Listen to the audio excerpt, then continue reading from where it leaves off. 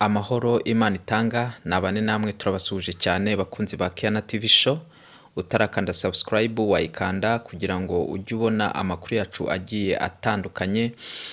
Rero kuri ubu ngubu nagira ngo tubagezeho amakuru mwagiye mubona agenda acicikana hirya no hino, abantu bibajijeho byinshi cyane ndetse abantu bakibazaho. Rero tuzanye ukuri, abantu ubona rwose bambaye baberewe, bambaye amakositime.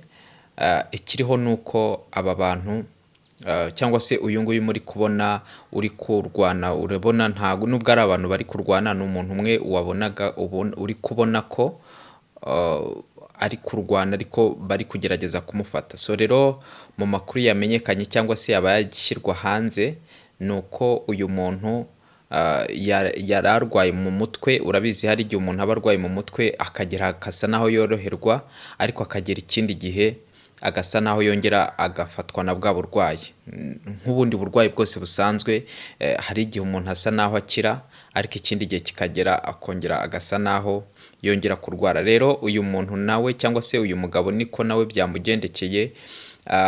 Yagiye guterana nyine, urabona ko ni umugabo. Abantu benshi bari kuvuga bati kuki bafasha umuntu wenda waba urwaye mu mutwe bakamwicaza imbere, cyangwa se ubona ari urusengero rwiza rufite protocol iri hejuru, ariko urabona ntabwo ari umugabo usuzuguritse. Uburwayi bwo mu mutwe ntabwo ari uburwayi wenda tuvuga ngo ni uburwayi bw'abakene cyangwa se iki, n'ubusanzwe ubona ko ari umuntu wasaga naho wiyubashye. So rero kuba byamufatira cyangwa se bwamufatira hariya ntabwo ari ibintu bitangaje. Nongere kugaya cyane rwose bamwe mu barokore, bamwe mu bavugabutumwa, bamwe mu bitangazamakuru b'abanyamakuru.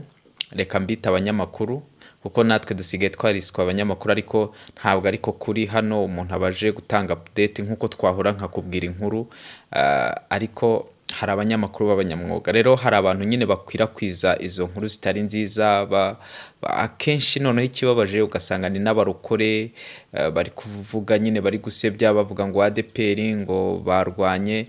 Ntabwo ndi umwadepr, ariko iyo ADPR bayishebeje kandi ari itorero rivugirwamo ubutumwa bwiza n'abantu benshi ari bwo bahamagariwe kuvuga, akenshi uba wirwanya. Hariho abantu akenshi bakunda gutema ishami ry'igiti bicayeho batabizi, ariko ibi bintu akenshi izi nkuru kugeza ubu ngubu ni abakristo bari kuzivugira, nta wundi wo hanze wenda uraza kuzivuga, naza araza nyuma, ariko byahereye muri twebwe. So rero nagira ngo rwose mbasabe, eske bishobora no kuba ari byo, bishobora no kuba ari byo, ari abantu barwanye, ariko hari uburyo abantu bashobora kukabaringa ibintu byabaye nk'ibyo ngibyo. Uretse ko kuri inshuro bwo amakuru yagiye hanze y'ukuri ni uko uyu muntu yari afite ikibazo, noneho kandi nk'uko mubibona yarwanyaga nyine abantu bagerageza kumufata.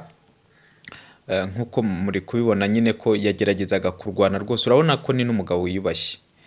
Rero harimo abantu bari kuvuga wenda ahangaha ni editing cyangwa se, ariko amakuru dufite ni uko ibingibi byabaye kuwa gatandatu w'iki cyumweru gishize.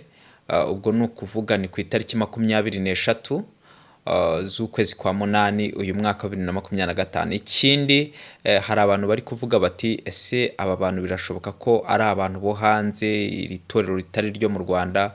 Oya, mu makuru mfite iri torero ni ryo mu Rwanda, kuko aya makuru nayahawe n'umuntu, ntabwo ari igihe wigire kuri tere, ni umuntu wayambwiye, arambwira ati rwose ahangaha ibi bintu byarabaye,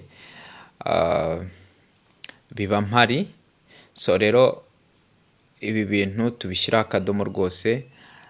Ntabwo ari abantu barwanye, ntabwo ari intagondwa ngo abayobozi bashyashya ngo abirukanwe ngo ibiki, ntabwo ari uko byagenda. Ese ubundi se hari umuyobozi koko ADPR yayobowe n'abagabo kandi umuntu w'umugabo baramubwira bati gusa wenda ndabyemera ko bishobora kugutera depression ahantu wa mugani wakuraga umushahara n'iki bakubwiye bati hagarara kandi ari n'akazi wakundaga, ariko kuvuga ngo wabaye umuyobozi ugiye kurwana ntabwo ibyo twabishyira muri ADEPR cyangwa se n'andi matorero. Iyo wabaye umuyobozi ntabwo ibyo ngibyo byabaho. So rero reka tubivuge dutya, ni uko uwo mugabo nyine yamubona yari afite ikibazo cy'uburwayi bwo mu mutwe, bugasa naho bwongera gusa naho buzamuka. Rero kugeza uyu munsi nta kidasanzwe cyabaye, nta nkuru idasanzwe irimo, ni ibyo ngibyo byabayeho kandi ni muri uyu mujyi wa Kigali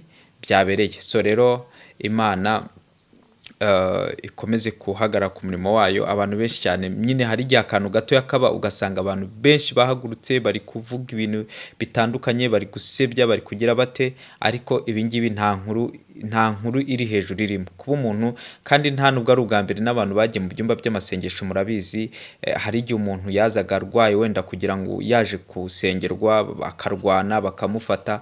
Ibi ngibi ahantu henshi cyane basengera bikunda kubaho, ko umuntu yavuga ati yarwana kubera uburwayi kubera iki, nta kibazo kibirimo.